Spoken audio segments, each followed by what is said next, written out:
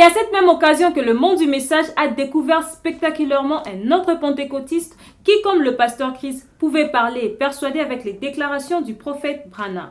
Ce qui a mené plusieurs personnes du point de vue doctrinal à poser des questions de savoir qui est la Vierge folle, où se trouve-t-elle, dans les dénominations où cela a changé. Écoutons d'abord ces déclarations. Il y a une forte onction ici, il y a une gloire extraordinaire. Le frère Branham a dit, les hommes croient en ce que Dieu avait fait. Ils croient en ce que Dieu fera. Mais ils ne veulent pas en croire en ce que Dieu fait aujourd'hui. Et pourtant Dieu se révèle comme je suis. Aujourd'hui, c'est le temps de démontrer Jésus. Quand il a vu le frère Branham, il a dit, j'ai vu Dieu dans un homme habillé en costume.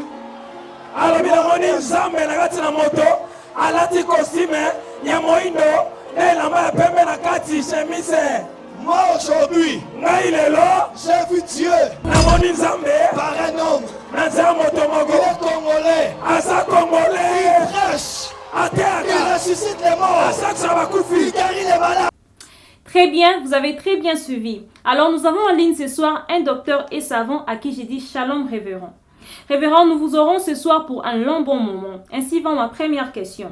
Nous voulons savoir où se trouve la Vierge folle dans les dénominations où cela a changé. Parce que la coutume qui dit Frère Branham a dit est aujourd'hui publique dans les dénominations. Nous écoutons tout le monde qui dit Frère Branham a dit, Frère Branham a dit. Alors nous voulons savoir qui est la Vierge folle et qui ne l'est pas. Shalom, sœur Déborah, Dieu te bénisse aussi richement. Oui, je voulais, pour ne pas prendre trop de temps, aller directement dans votre question pour répondre. Je commencerai par dire que ce qui concerne la Vierge folle n'a rien à voir avec les églises. Bien sûr que c'est un enseignement qui avait été donné ou une prédication qui a été prêchée pendant longtemps pour pointer les églises dénominationnelles ou pentecôtistes et dire que c'est là qu'il s'agit de la Vierge folle. Or, selon l'enseignement du prophète Branham, la Vierge folle n'a rien à voir avec les églises. On ne peut pas la localiser à partir des églises, de même que la Vierge sage, on ne peut pas la localiser à partir des églises. Si nous disons que les dénominations c'est la Vierge folle, nous voulons alors dire que les assemblées du message c'est la Vierge sage. Or, ce n'est pas comme ça. Le prophète Branham dit que le message n'est pas venu pour commencer ou fonder des églises, mais plutôt pour construire des individus, des hommes et des femmes faits à la stature de l'homme parfait qui est Jésus-Christ.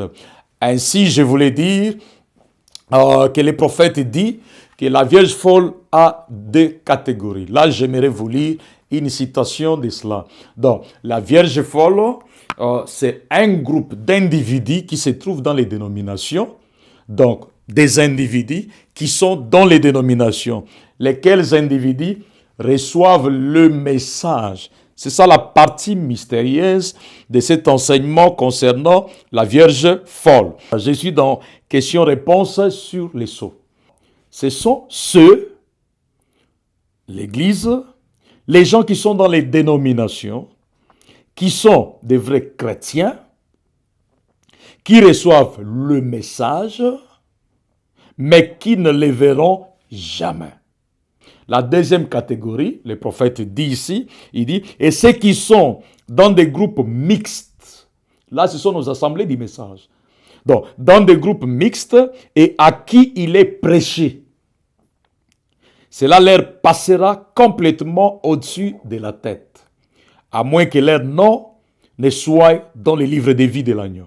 Oui, mais ce seront des bonnes personnes. Donc, nous avons la Vierge folle dans les dénominations et nous avons la Vierge folle dans les églises mixtes, les assemblées dites du message. Dans nos milieux, nous prêchons les messages et ils ne vont pas comprendre, ça va passer par-dessus la tête.